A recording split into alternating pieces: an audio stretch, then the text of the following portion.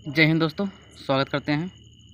आज का टॉपिक है कक्षा 10 का विज्ञान और इसमें दोस्तों बहुत महत्वपूर्ण टॉपिक है। सबसे पहला टॉपिक है संयोजन अभिक्रिया।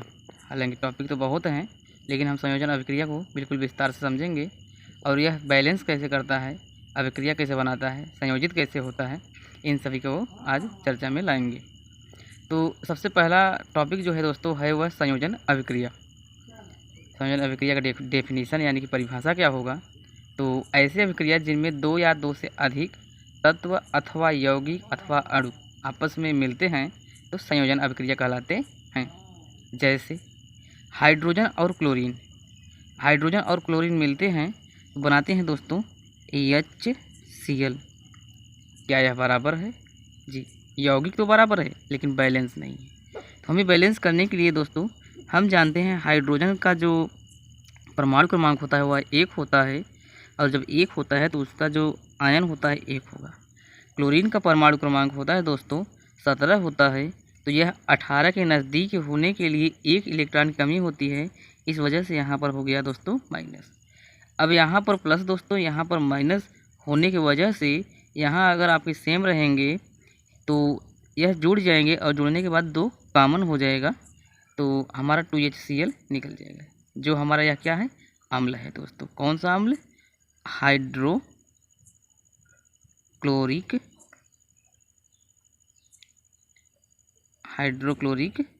अम्ल। जी दोस्तों, इसका नाम क्या है? हाइड्रोक्लोरिक अम्ल। अब दूसरे में देखते हैं दोस्तों। तो सबसे पहले हम यहाँ पर आपको समझा रहे हैं कि सोडियम अष्टक का हम और आप हम जानते हैं कि यहाँ पर दोस्तों सबसे पहले हम बेसिक लिखेंगे। तो इस बात को बहुत महत्वपूर्ण में रखना दोस्तों। जी दोस्तों, अक्रिय गैस में कौन कौन से हैं? हीलियम, नियान और आर्गन, क्रिप्टॉन। हीलियम का 2 होता है दोस्तों, नियान का 10 होता है, आर्गन का 18 होता है, क्रिप्टॉन का 36 होता है। आगे बहुत से हैं दोस्तों, लेकिन हम इसको सिर्फ इतना ही लेंगे। यहाँ पर है दोस्तों अष्टक नियम। अष्टक नियम में 8 इलेक्ट्रॉनों का भरण होता है। यदि वह 4 से अधिक होता है तो उसमें भरने की आवश्यकता बहुत ज़रूरी होती है। अगर वह 4 से कम है तो वह भरने की अपेक्षा अगर छोड़ देते हैं तो कोई दिक्कत नहीं है। जैसे हम यहाँ पर दोस्तों देखते हैं सोडियम का होता कितना है, तो यहाँ पर लिख रहे हैं दोस्तों सोडियम का होता है 11। अब 11 होता है तो इस कंडीशन पे हम किसके नज़दीक हैं? तो 10 के नज़दीक हैं। 18 में हमें कितने की ज़रूरत है? तो 7 की ज़रूरत है। क्यों ना हम क्या करें कि इसको हम 1 इलेक्ट्रॉन त्याग दें और 10 पर पहुंच जाएं। तो दोस्तों यहाँ पर हम प्लस दे देंगे तो यहाँ अक्रिय हो जाएगा और हमें अष्टक नियम में अक्रिय तक लाना होगा। बस यही दोस्तों ध्यान देना है। अब हमारा क्या है? क्लोरीन का होता है 17 किसके नज़दीक में है? तो 17 आपका जो है वह 18 के नज़दीक में है। यानी कि आप देखेंगे कि 18 में पूरा करने के लिए इसे 1 इलेक्ट्रॉन की आवश्यकता है, त्याग नहीं रहा दोस्तों, आवश्यकता है। तो ऐसी कंडीशन में हमें मिलेगा क्या? ऊपर प्लस सामान्य है और नीचे आपके दोनों सामान हैं, यहाँ 2 है, यहाँ 2 है, 2 कामा कर लेंगे दोस्तों, बनेगा 2NaCl, जिसे हम सोडियम क्लोराइड बोलते हैं और या नमक। तो हम यहाँ नमक लिख देते हैं दोस्तों, नमक। अब इसी प्रकार दोस्तों अगला वाला, तो अगले में क्या है कि कार्बन का कितना होता है दोस्तों? 6 होता है। किसके नज़दीक में जाना है हमें? तो 6 होता है और यहाँ पर 2 है तो 2 निकाल देंगे 6 में से, बचेगा कितना दोस्तों? यहाँ पर 4 बचेगा। या हमें 4 की आवश्यकता, हम जानते हैं कार्बन प्लस में भी होते हैं माइनस में भी होते हैं। यह डिपेंड होता है अगले पे कि वह किस पर है, प्लस में है या माइनस में। तो ऐसे कंडीशन में दोस्तों हाइड्रोजन हमेशा प्लस में रहते हैं तो यह माइनस में हो जाएगा, 4-। अब दोस्तों इन दोनों का हम करेंगे क्या? लसा लेंगे। लसा लेने पर दोस्तों 4 और 2 का लसा लेंगे तो यहाँ पर मिलेगा 4। अब यहाँ पर हम 4 का डिवाइड करेंगे, भाग देंगे तो कितने बार जाएगा दोस्तों? 1 बार जाएगा।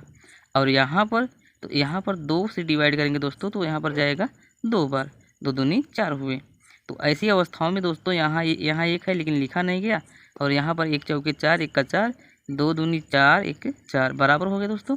क्या इसमें कॉमन है? नहीं, 1 है। तो यहाँ पर हम लिखेंगे C 1 ही है। और यहाँ हाइड्रोजन कितने हैं दोस्तों? तो यहाँ हाइड्रोजन आपके 4 हैं, इसे हम बोलते हैं मीथेन। जी दोस्तों, अब यहाँ पर दोस्तों हम नाइट्रोजन वाले टॉपिक में आते हैं।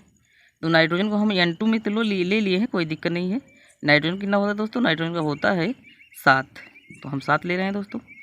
अब यह किस अवस्थाओं में है, तो हम देखेंगे दोस्तों कि यह अष्टक पूरा करने के लिए कितनी की आवश्यकता है। हम देखेंगे अगर यहाँ 2 है तो 2 या 7 में से 2 घटाएंगे बचेगा 5। भरने के लिए कितने की ज़रूरत है, यहाँ पर हम कह सकते हैं दोस्तों -3 की आवश्यकता है, और यहाँ पर प्लस है दोस्तों। इन दोनों का लेंगे लस, तो लस लेने के लिए दोस्तों यहाँ पर 2 6 है, यहाँ पर 2 है, दोनों का लस लेंगे 6 होगा। 6 होने पर दोस्तों क्या है कि इसका हम 2 6 करेंगे और इन दोनों का हम भाग देंगे तो कितने बार जाएगा दोस्तों, 1 बार। हम यहाँ 1 ले रहे हैं। अब यहाँ पर दोस्तों यहाँ पर आपका 2 है, 2 6, यहाँ पर कितने बार जाएगा, 3 बार। तो ऐसी अवस्थाओं में 2 कॉमन मिल गए दोस्तों, तो यहाँ हम लिखेंगे 2NH3। यह दोस्तों है अमोनिया। अमोनिया जी दोस्तों।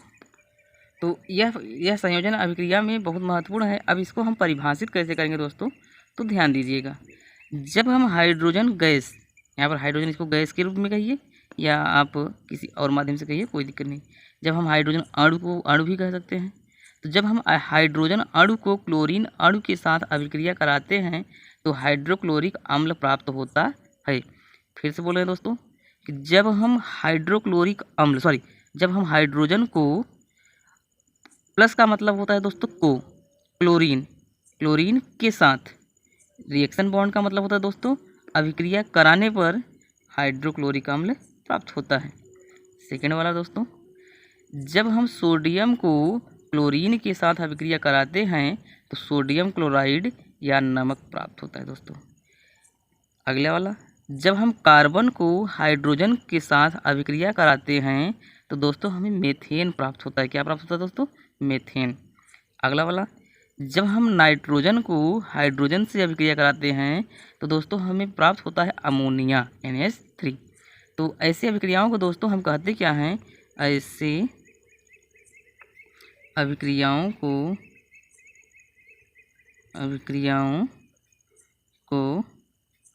संयोजन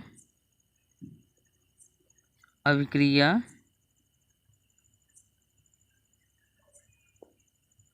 कहते हैं जी दोस्तों। अगर दोस्तों वीडियो अच्छा लगा हो तो लाइक, शेयर एंड सब्सक्राइब ज़रूर करें तथा बेल आइकन को ज़रूर दबाएं ताकि हमारा जो नया वीडियो है नोटिफिकेशन मिलता रहे। और तब तक के लिए दोस्तों नमस्कार, जय हिंद।